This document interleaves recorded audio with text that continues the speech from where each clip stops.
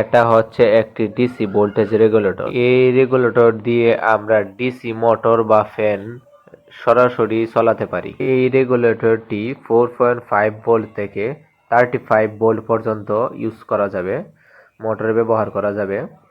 তো এই পাশে দেখুন লেখা আছে যে motor, motor plus, motor minus, আর বি প্লাস মানে ব্যাটারি প্লাস, ব্যাটারি মাইনাস। এখানে ভুল কানেকশন করলে রেগুলেটরটি নষ্ট হয়ে যেতে পারে, সঠিকভাবে কানেকশন করতে হবে।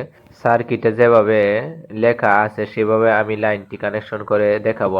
দেখুন, এই ডিসি মোটরটি যদি উল্টো কানেকশন করা হয় সমস্যা হবে না, তবে উল্টো দিক দিয়ে ঘুরবে, কিন্তু আমি সঠিক কানেকশন করে আমি আপনাদের দেখাচ্ছি। দেখুন, মোটরের লাইনটি কানেকশন করা হলো। এখন আমরা 24 ভোল্টের লাইন এই রেগুলেটরে দিব। রেগুলেটরে 24 ভোল্ট পাওয়ার সাপ্লাই দেওয়ার জন্য আমি একটি পাওয়ার কনভার্টার ব্যবহার করব। দেখুন আমার লাইন কানেকশনটি সম্পূর্ণ হলো। এই যে পাওয়ার সাপ্লাইটি দেখতে পাচ্ছেন, এসি ইনপুট 110 অথবা 220 ভোল্ট, আউটপুট 10 এম্পিয়ার।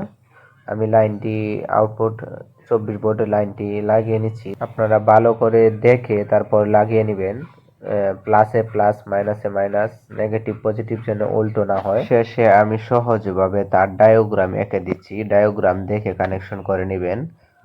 তারপর আমি লাইন দিয়ে দেখাচ্ছি, দেখুন মোটরটি কেমন ঘুরে।